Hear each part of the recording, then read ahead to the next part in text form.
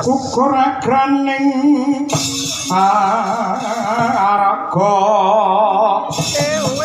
kura kurnitora kakiri-kiri para bumi prakempita padula mangamba-amba udan treswar lan lesos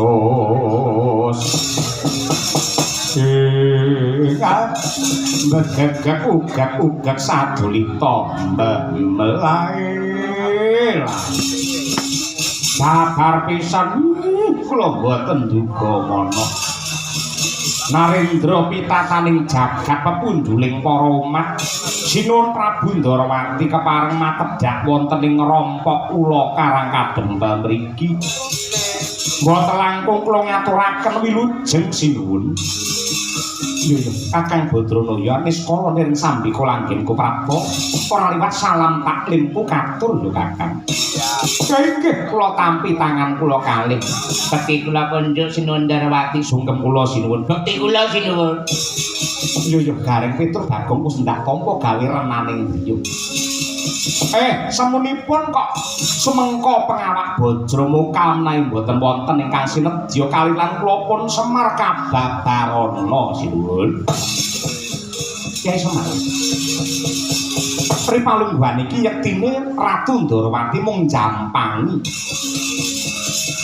para satriyaning praja ingkang duwe niat suci krekat ingkang tulus anggayuh kanugrahaning Gusti ingkang sinebut Wahyu Trimanggala. Ya merga saka tekuning panembah lan uga kencenging pangibadah satemah Pendhita Kendali Sada ya kuwi si Anoman antuk Wahyu Trimanggala wahyune kapandhitan. Ewadene momongamu Jodipati Siwerkudara antuk wahyune kaprajuritan. Mongko ingkang gayuh kanugrahan mau ora mung Werkudara kelawan Anoman klebu momongamu si Arjuna. Upamane Janaka gagar wigar anggene gayuh wahyu ora dadi apa ning ya gini. Sajroning aku ngawat-ngawati saka sak njabaning alas Palasara. Lah kok si Janaka ilang kaya jinempone angin.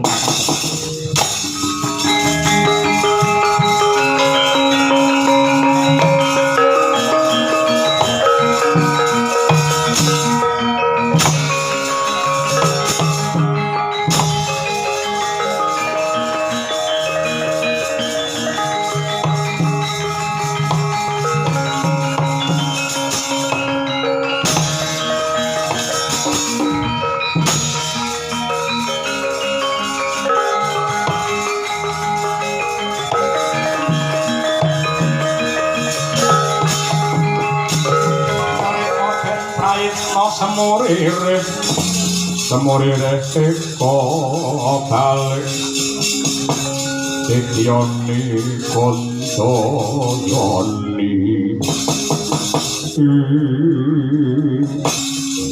Ewet pekewet Kyai Semar yektosipun kula sampun sowan wonten ing mriki saklebetipun jengandika sabet jagung kalian sesembahan kula Sinuhun Prabu Ndarawati.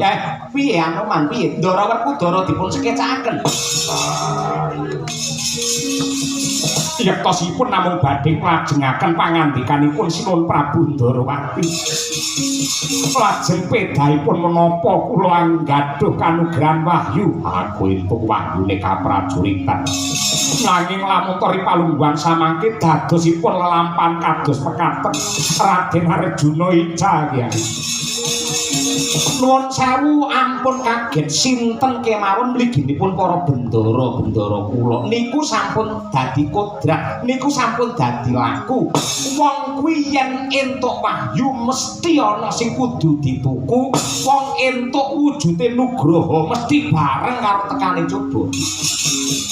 Banjur Palungguhan iki apa kudu Kresna lan Kyai Semar ingkang tumandang lan makarti. Yen wong tuwa-tuwa terus sing makarti banjur besok kapan para nom-noman duwe wanci kangge labuh marang negara.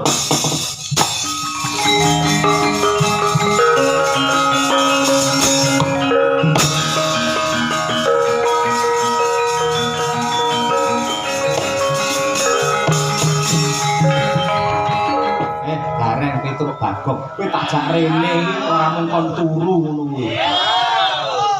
Enake semindhe ning bunang rumangsane. Sapa ta sapa aja sak muni sing ora-ora melek wis taunan. Angger aku itu kanggo gawe cacang lho ora. Kowe kudu tumandang. Tumandang apa, Bapak? Makarti. Makarti pripun jumangkah? Jumangkah pripun hangru sru sesumbar. Linduke terumi kunjing jajak nggih ketokno labuhmu marang bendaramu Ndara Janaka ki sing ngemong lak kowe kabeh sampeyan bareng aku lak wong tuwa aku wong tuwa saben-saben ana perkara sing cincing sing gerang njur kowe cah nom-nom kapan labuh karo ndaramu njur kan pripun mburi kae ning nggen gudang kae ana sandangan tilas wayang wong jenenge Gajah.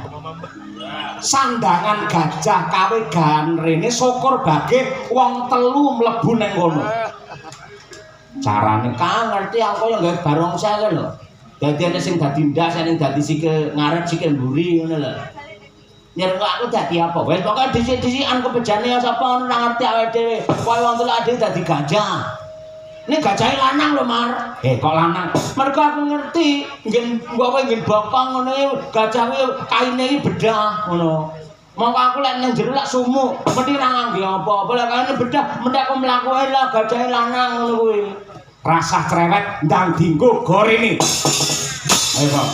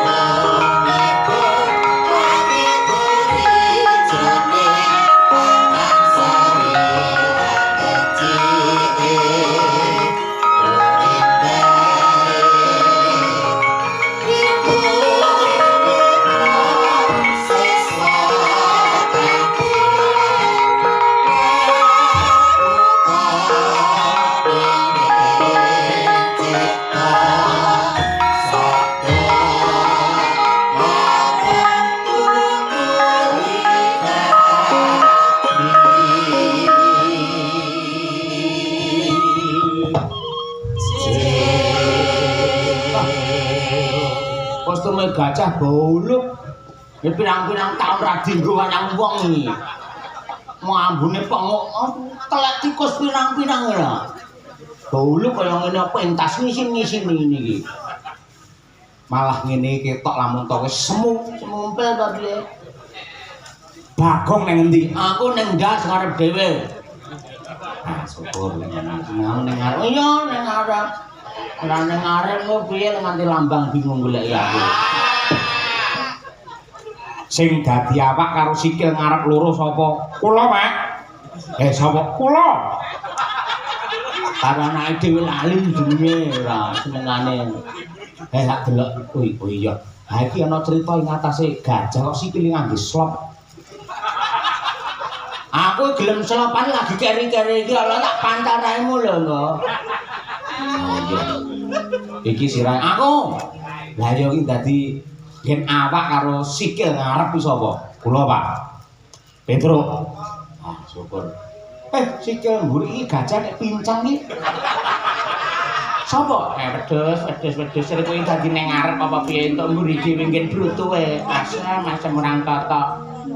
Ning enek buntute ngarep ana gading, mburi ana buntut-buntut piye genawe pedhot kaya ngene kok ya. Iki pedhot tenan to ya. Kaya ngene. Wah, wis foto. Mula nek ndek bekakas apa-apa didelikne sing apik ngono kuwi. Pangane tikus kaya ngene iki. Arep pentas agutusan yo piye ngene iki lakone nganti gajah Destitama ngono. Iya. Kowe mangkat to. Yo, budhek. Oh, nang ndi? Ora.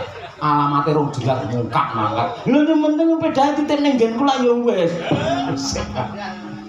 Kedunge kanistan, ulekane kamurkan, ora ana liya Ngastina njajal ana ning Ngastina. Oke, Pak.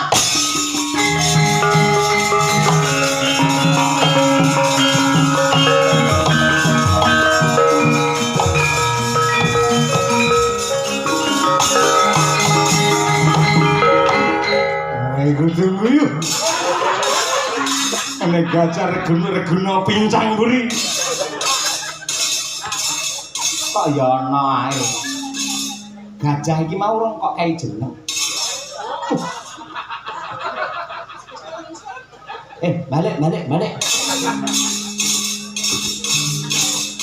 Kowe tak pene jeneng Gajah Binggala. Jenengmu Gajah Binggala, wahyune Trimanggala ngono. Ya jelas nang jenenge. Ayo budal. Tetekan-tekon bakal katekan sedya hayu mangge rayu becik ketitik ala ketara sapa sing bibita ling kono wahyune bakal sirna. Apalan ngono kuwi terus ora. Senengane ora. Iki wong telu ana sing sir melu nang Ngastina tamasya. Aku nderekake wae Bagong. Gara-gara Kudara Gelem aku numpak kowe. Enggak mau. Gedhe semono numpaki. Ana Mang. Nggih kula wonten mriki kemawon. Mbok gabung kene. Kene njero sik sedeng iki lho. Kowe kudu mlebu rene, ora nggo rokok. Cah telurane sing nggo rokok niku. Aja ngrokok nek ngobong sandangamu lho. Ayo bintang budal kono. Ya, Pak. Tentang itu,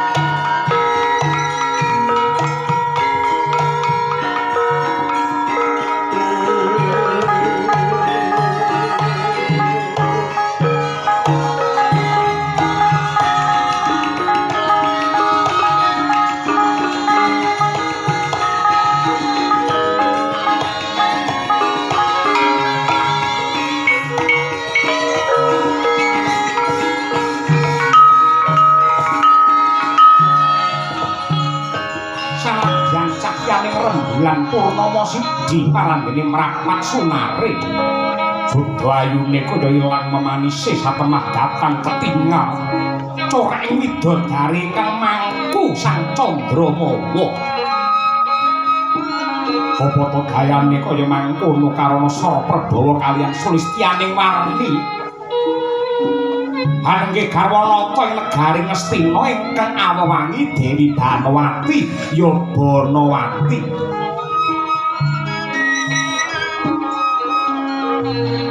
Dasar Sulistyaning warna pinter nyedi busana ngadi sarira. Pramila ora mung Sang Duryudana racake menungsa, lamun to weruh marang kasulistyaning Sang Ayu yekti mung kami tenggengen. Saya samangke saya mencorong tejane karana pos anggegem nur buating Gusti kanugrahane Hyang Agung.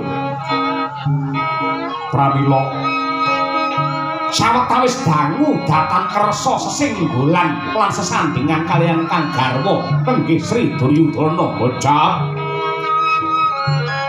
Kaliyah nenggih pratane Sang Duryudana nyeket-nyeketi kang garwa Dewi Banawati wonten Taman Sari Kadileng-beleng.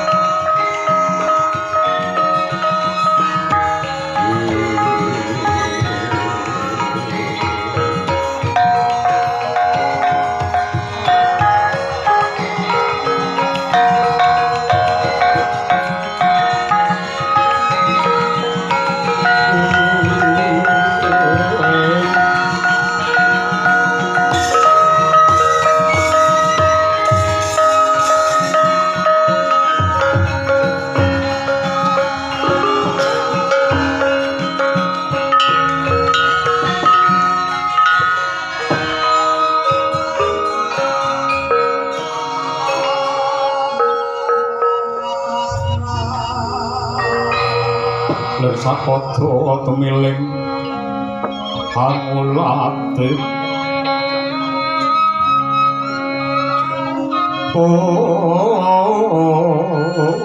Puspita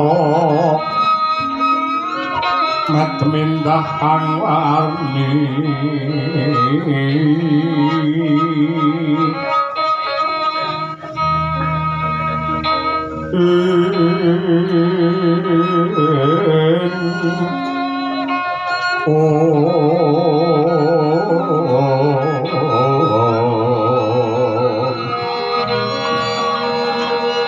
mitring aman-aman kang sekar waras iki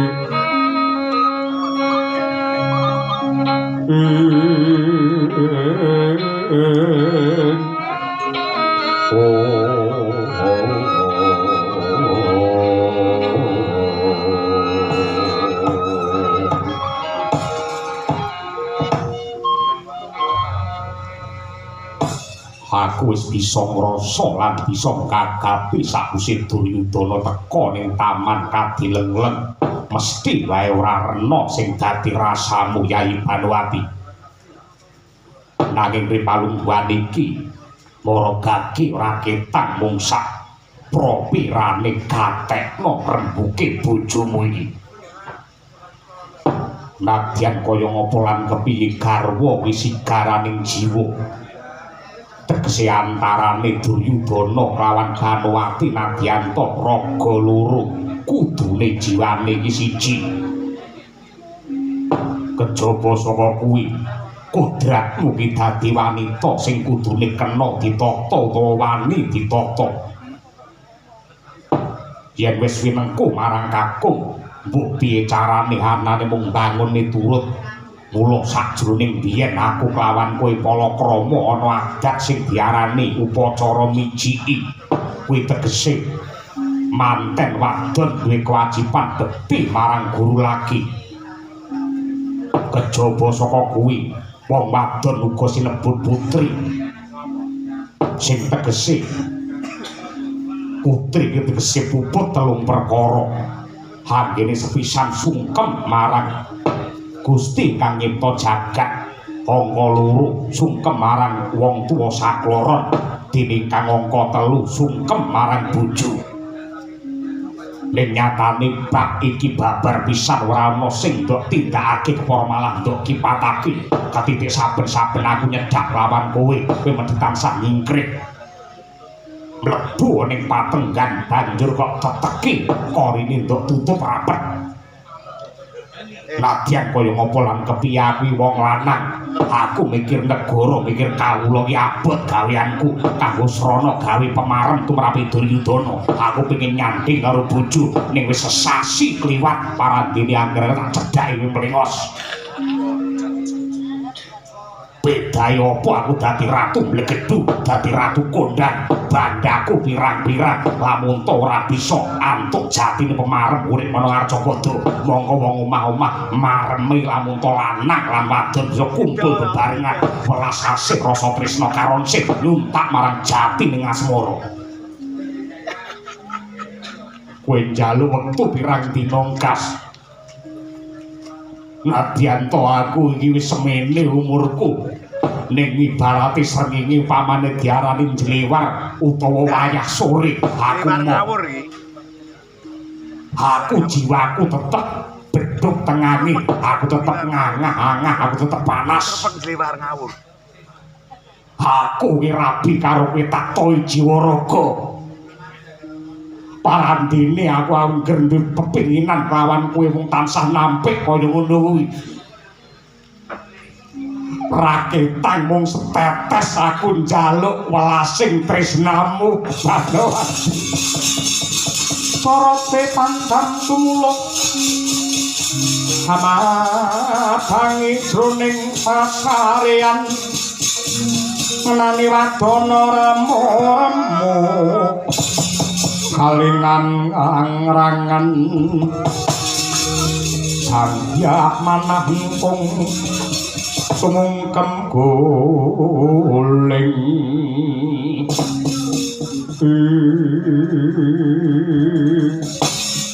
Kawula nuwun sewu. Sinuwun Prabu Duryudana sampun ngantos kaduk ati bela panampa anggenipun anggagapi dumateng lekas kula ingkang kados mekaten. Lektosipun anggen kula rinten dalu tansah nampik sesandingan kalian paduka menika karna kula anggadhahi panjangka sarta panjaka. Mboten namung mikolaken diri pribadi sak saged-saged murakapi tumrapipun keluarga sumrambahipun dumateng para kawula sak negari Ngastina. Mula saking menika kula suwun dangunipun sekawan dasa dinten Koko Prabu Duryudana ugi nderek prihatin melu ngurang-urangi margiri palungguhan samangke sak saged-saged kula badhe ndamel sejarah enggal tumraping jagat Ngastina sing mbok karepake piye. Ing palungguhan samangke kula sampun pikantuk wahyu Trimanggala, wahyune trah wiji sejati sinuwun.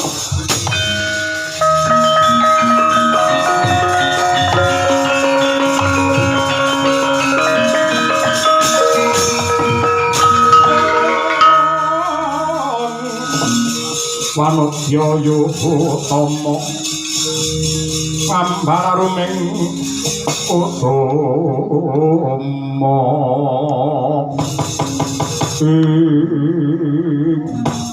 kon mestinipun Sinuwun Prabu Duryudana sampun presa tiyang menika menawi sampun anggadhuh angregem wahyu menika sirikanipun setunggal sekawan dasa dinten boten saged sesandingan kalian tiyang sanes napa malih benten ing dados jenisipun nadyan to menika garwa paminipun kok Banowati menika derajatipun putri boten saged sesandingan kalian paduka sampun manika paduka sinten kemawon ingkang priya boten saged nggepok singgol kalian kula supados wahyu kala wau krasan mapan wonten ing angga kula sinuwun menika sampun andungkap 3 dasa gangsal dinten kantun gangsal dinten melih bar menika paduka ngersakaken menapa kemawon tartamtu badhe kula ladosi menapa mestinipun.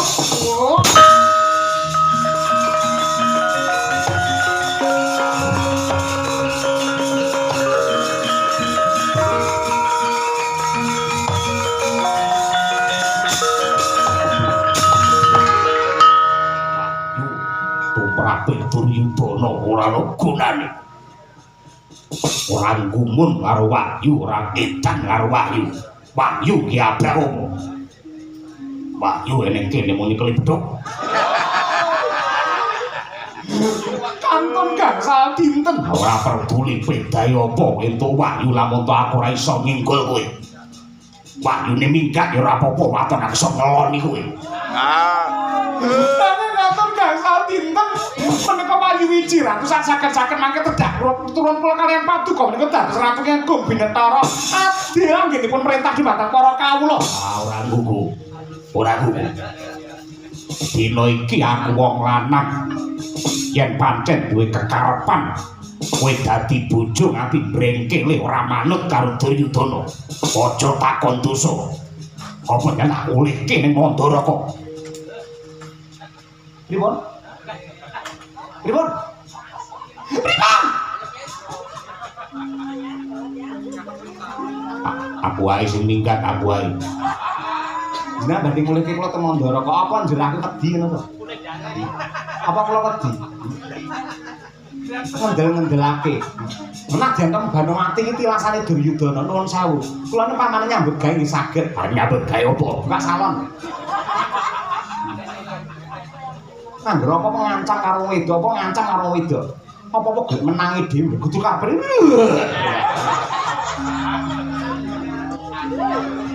Aku kangen karo kowe. Kangen apa? Mari ngompet 5 dina ora kuat. Napa tumbas mawon jenengan? Kula ragate mang tumbas.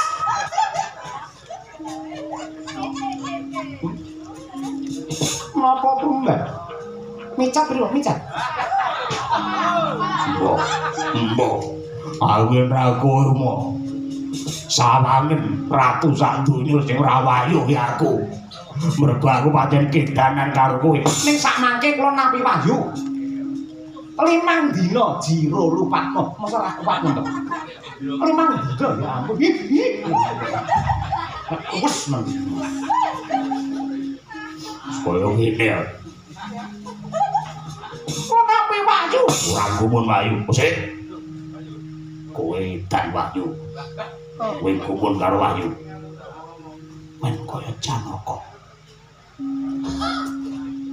kowe piye Janaka mergo ning atimu sing ana ditutur Yudana ning Janaka yen pancen kowe pengen kaya Janaka pengen sampingan karo Janaka kono tak sawang yen perlu aku sing ngamerah dilatono tungkake Janaka sampeyan ngomong apa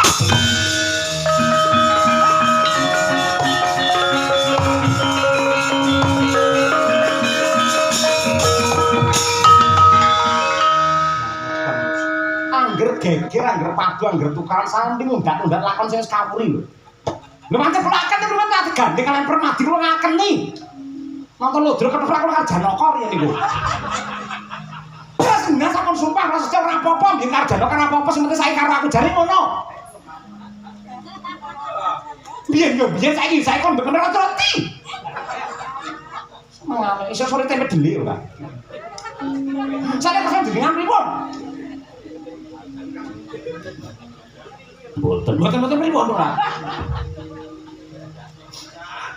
Jujur nalika kowe rapi karo aku janjani isih suci apa ora? Ngomong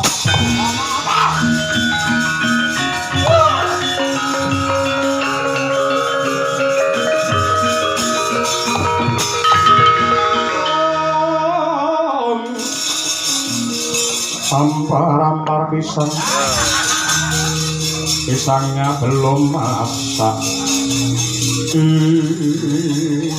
bab niku nembe mang takoke sakniki ora biyen-biyen iki karang jenengane pripun ya takon to nalika rabi kali jenengan kula sik suci no mboten to mau takoke saiki ora biyen-biyen anak wis loro ora isin karo semono mandra ora semono mati singane ora keklaken nih, rumiyin menika kula karo kare manjene pancen mboten suci malih. Nek mboten perkara kali Janaka.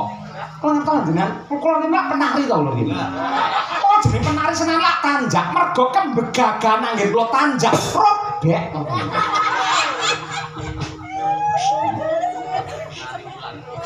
Wes saiki piye jere? Nggih kok sak mulya. Senengane mudak-mudak lakon kawuri. Ora entek, ora tuh mikir negara, mikir bangun apa. Ku masane. Yo gedhe suarane. Langsung kok dikromong ngene lho. Ngalunga. Malunga, ora lunga balang lamang piye?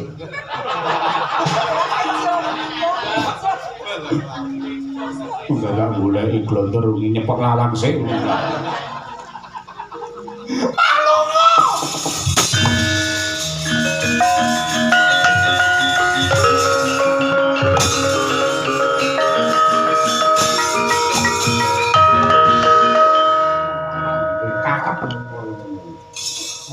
Pengen nek kendale ora kena di semayang.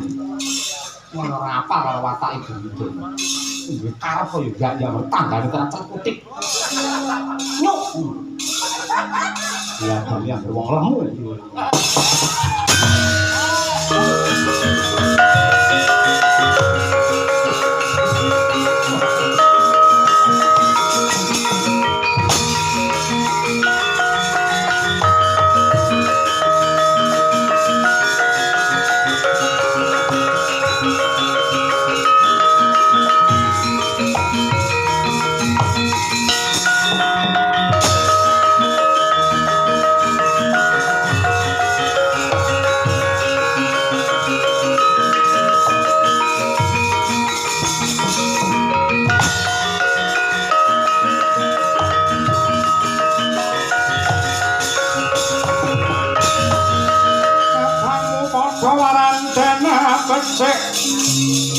Besok aman demo Paris kang prayitna Iwa saranta wong ing Dwarawati sinempesane kuwawak Pandhawa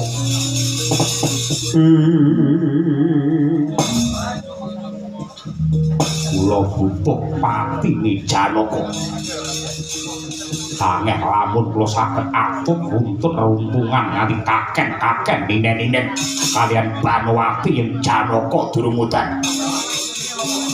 Kula sampun matur kaliyan ingkang Bapa Sukalima nggih lan ingkang Bapa Sukalima sumanggem nyagahi badhe merjaya dumateng Raden Arjuna. Buktinipun menapa? Kula sampun utusan dumateng siswa kula nenggih Prabu Dewa Kumara supados merjaya dumateng Arjuna. Nanti kapan? Yen nganti kentong subuh Janaka durung mati, Bapadra sing kula gantung wonten alun-alun.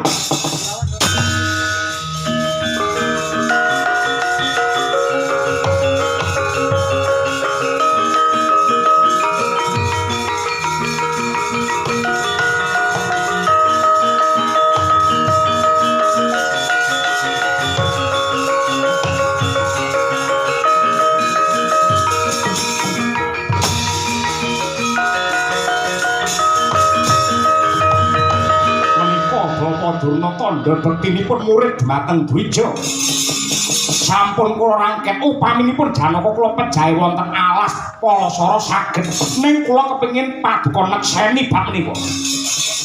Barang anggen anak Prabu Duryudana Janaka sampun mapan wonten mriki ngibaratipun iwak kecemplung wuwu. Gawa ning alun-alun diobong urip-uripan. Diobong napa dicor? Diobong. Diobong urip-uripan.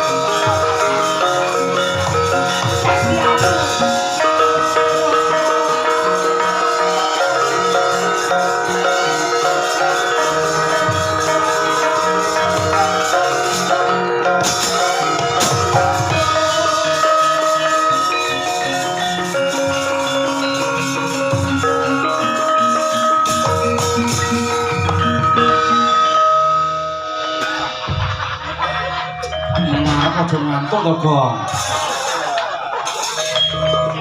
Lah nek diempet kok.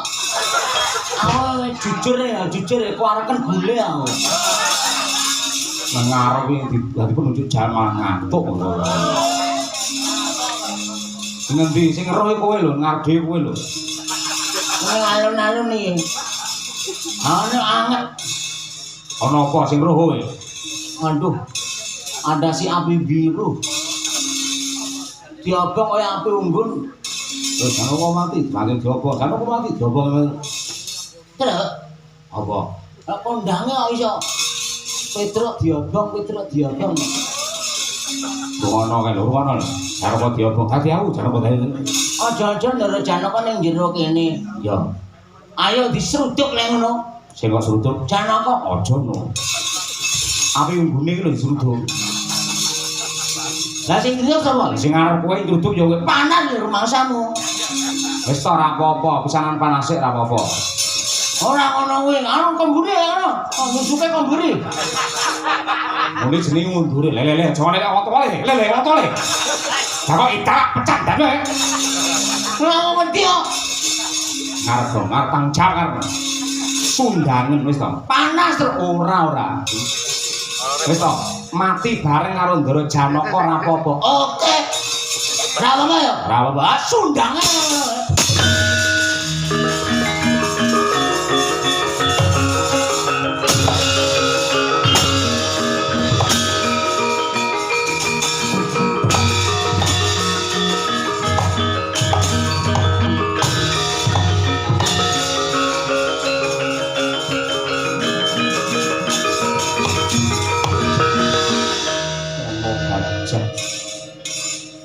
Sing weh pitulungan marang Arjuna. Kowe gajah sapa? Saken kalih kula nami kula Gajah Gigolo. Binggolo. Guludas mucak. Entak ngantuk omong baru. Baru. Ae. Matur nuwun. Nggih, sami-sami. Sugeng kula kunjung Ndara Janaka. Nggih, Gusti. Kaya ora pangkling suaramu. Kuwi kaya suarane abdiku Panakawan. Sapa? Panakawan ku anak Semar. Lah ya sapa? Bagong. Bagong apa? Bagong iki mati. Amin. Amin dasmu.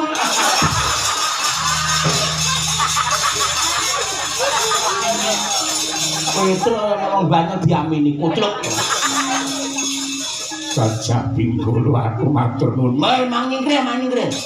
Kon mboten sampe lu cawe-cawe lampan menika kula ora ari kan kedaton pisan.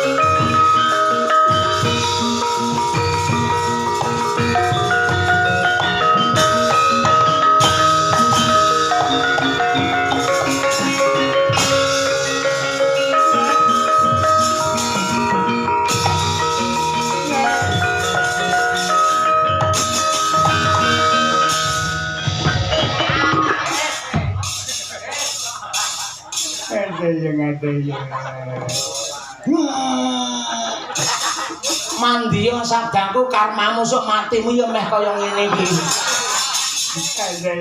Pati julek hari esuk kan hari Sengkuni. Sri Ganta Pati Swela Putra Handaya Siwi. Prangi Handaya maut. Ayo rasane sing ngicung-ngicung duridane kelakuane kaya ngene kowe. Duduten kadhingmu iki para biat lho. Para biat. Ora senengane. Tanah arep ngopo? Ngopo piye? Duryudana ndi kon maju rene. Kon cincing sak wedokane.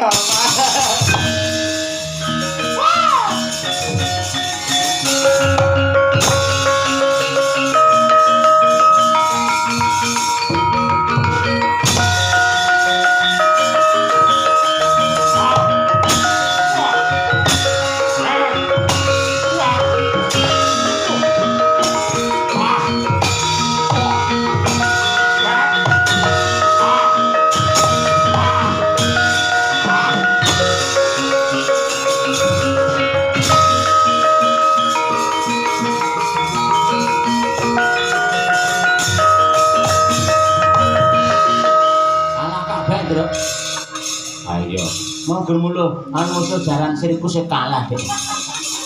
Ayo, kowe iso dolanan bal? Iso. Ora mung bal susu iso. Lah mong jero elek-elek ning sini ora. Ah piye ngene iki diriwangi gareng turu to, meneng ae kek mau. Dan masalah penekan ning lemari nyapa to iki? Aku itu garwane penekan kaya ngene lho. Piye iki? Lah kowe setuju ayo saiki ayo mlebu ning kedaton. Ngendi? Ning leng-leng ramian ingkang Kadileng-leng. oh iya nang kono nek Banuwanti to kae janjaran teji kulit merusuh susu Lah ngopo ade bergajah? gajah ndek gading kok mlebu ana momen kesempatan kaya ngene dorane pisan iki ngerti nari palu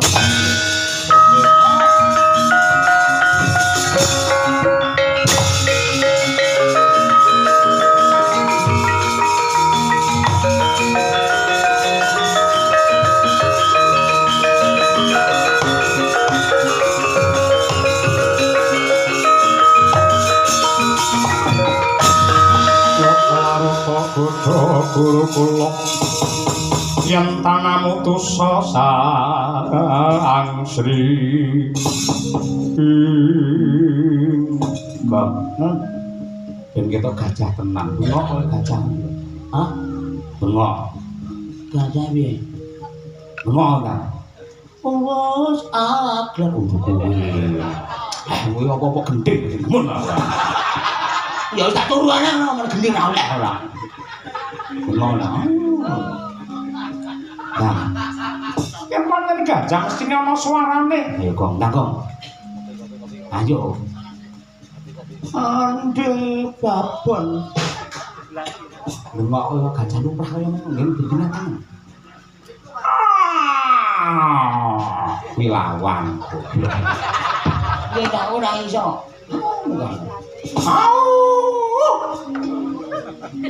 Wis serigala. meong Kucing. kucing apa sih Wah, wis ora. Ning kene barang kedaton sing kok adehi sapa? iki gajah ya heeh sapa sing ngarani tikus gajah coba jenengmu Dewi Banuwati kok ngerti jenenge kok adine malah takon aku mau ngawur nadyan ngawur ning bener tiwas rata udoni Nah, turune kok gareng turu neng Reng ya. turu anyel nih bayarane padha turu ora Ya nyambut gawe le. Kakang Bayu ora usah kuwi. apa mancing nang Taman Sari Kadileng goleke marang Supatni Wara Garwanata Mandaraka Mestina, Ngastina Dewi, Dewi Mayang, Udu Mayang mambungi Banowati. iya ning Banowati Ya Banowati, ya Banowati ya Panuwati. Panu apa Panu Panuwati. Tanuwati lha ing atase gajah kok iso guneman ya iso mergo ngemut radio batu ono wae Ri palungguhan iki aku mbedah negara Ngastina mongko sing jenenge mbedah praja Banda Ratu Boyong Putri Putri Ngastina ora ana liya kejaba kowe tan wurung bakal amarem entuk jatining pemarem sawangen iki gadingku lho kaya ngene sawangen Duryudana mesti selayu gadinge aku kaya bukan apa ini bukan apa Rudha Paripasaya to ayo rek tu tangiya to Ya Kakang Bayu. ayo brui bareng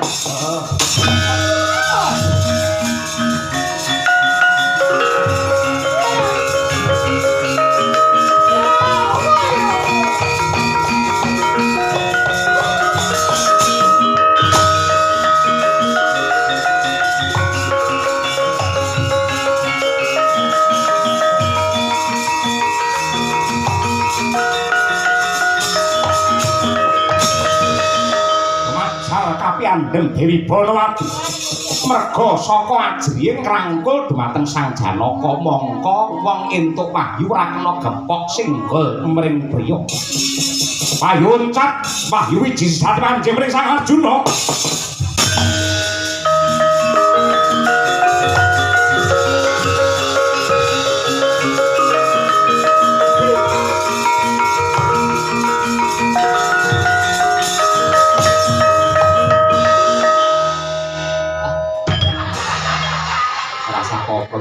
Gong lah senang. Bene ora ono garing turu terus.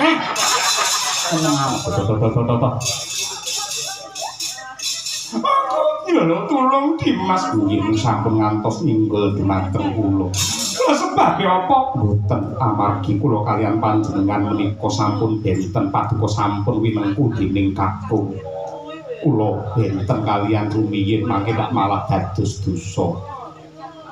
Suci Joko seneng mboten mekaten mboten nyuwun pangapunten Kakang. Ilang rang kula gading kuwi lho ora apa-apa. Apa awake iki matur aja buntut, Reng. Tanginya ya tulung tangi karis pramadam ya.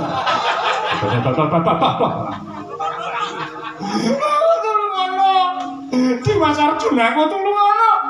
Sebabipun menapa? Ana gajah. Gajah iki muriku iki mangingkir. Mangingkir. Aja ninggul. Ninggul ora.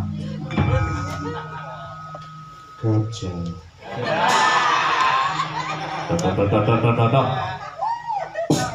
Gajah iki binatang sing paling jujur. Tena lek liyane ora jujur, upamane enek ya kuwi cap kaki 3 dibuka renek kaki 3-ne. Jadi kopi luwak dibuka renek luwak, lek sarung cap gajah duduk dibuka renek traline iki lho. Reng, yaju lah. Kakang Karpang lele kok wis omong ae ora. Wis awak sing manyangne lho iki ora ngomong iki. Senengane ora. Kuwi badarun. Badan kuwi tak gading pisan kok kuwi badan. Oh.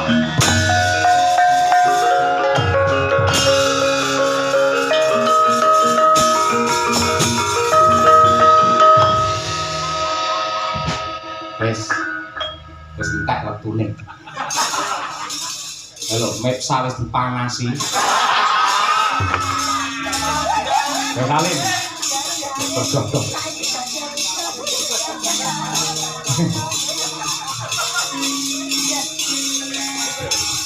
Jane aku dadi gajah terus tanggal 14 kok. Lah sapa sing ngancani aku senengane? Lah dimangane karo turu. Lah. Anggere rancak mesti disenggeni lho. Aja le. Mentang wis ya ini apa? Doleren. Ana sing ngamuk ora trima mar. Sapa? Kae Ratu Sabrang nggawe kula lho, mekutha kaya kongguan. Oh, kae musuhku Dewa Kumara.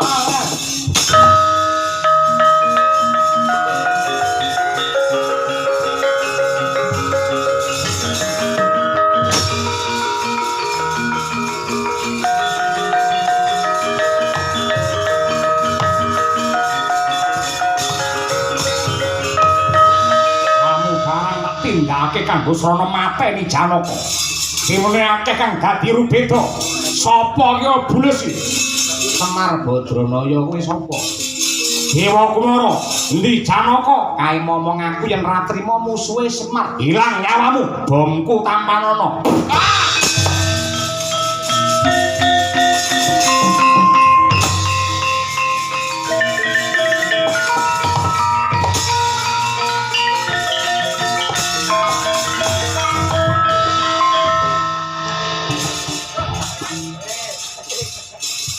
Mesti anggere enek wong rame-rame kok mesti kowe mun bolak-balik. Kuku kok sepidoli ben ngopo? Apa aran mun karo kowe? Nang kene sing enek aku karo kowe. Weh, gareng turu ki wayahe kowe rek. Piye to? Rek. Pak. Apa?